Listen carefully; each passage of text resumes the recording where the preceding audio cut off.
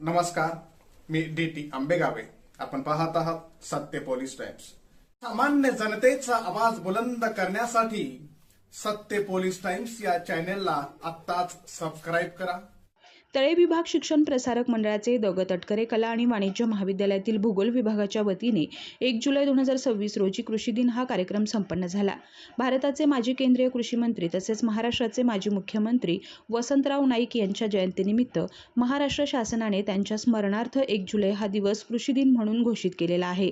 त्यामुळे संपूर्ण महाराष्ट्रात आज कृषी दिन हा कार्यक्रम साजरा केला जातो. त्याचाच एक भाग म्हणून द. तटकरे महाविद्यालयातही कृषी दिन हा कार्यक्रम मोठ्या उत्साहात संपन्न झाला. या कार्यक्रमाचे प्रास्ताविक भूगोल विभाग प्रमुख प्राध्यापक डॉक्टर राजाराम थोरात यांनी केले. या कार्यक्रमासाठी प्रमुख व्याख्याते म्हणून महाविद्यालय विकास समितीचे चेअरमन श्री पुरुषोत्तम मुळे लाभले होते. त्यांनी महाविद्यालयीन विद्यार्थ्यांना मार्गदर्शन करताना महाराष्ट्राचे माजी मुख्यमंत्री वसंतराव नाईक यांची ऐतिहासिक आणि राजकीय पार्श्वभूमी तसेच त्यांचे कृषी क्षेत्रातील हरित क्रांती आणि शेती विकासातील महत्त्वपूर्ण योगदान यांचं महत्त्व पटवून दिलं. शेतीच्या आधुनिकीकरणामध्ये संकरित बी बियाणे, जलसिंचनाच्या आधुनिक पद्धती, रासायनिक खते आणि कीटकनाशके, सेंद्रिय शेती यांचे कृषी क्षेत्रातील योगदान सांगितले. भारतीय शेतीवर नैसर्गिक पर्यावरण आणि मोसमी हवामानाचा कसा प्रभाव पडतो ते विद्यार्थ्यांना पटवून दिले.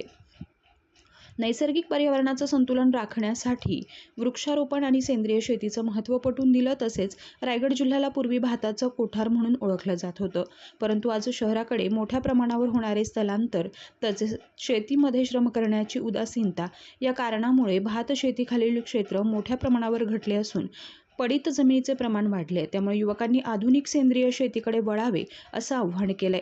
तसेच महाविद्यालयाचे प्राचार्य डॉक्टर नानासाहेब यादव यांनी आपल्या अध्यक्षीय मनोगतामध्ये कृषी क्षेत्राचे अर्थव्यवस्थेमधील योगदान आणि आजच्या युवकांची भूमिका याविषयी विद्यार्थ्यांना मार्गदर्शन केले. कार्यक्रमाचे निवेदन डॉक्टर तृप्ती थोरात तर आभार डॉक्टर भगवान लोखंडे यांनी मांडले.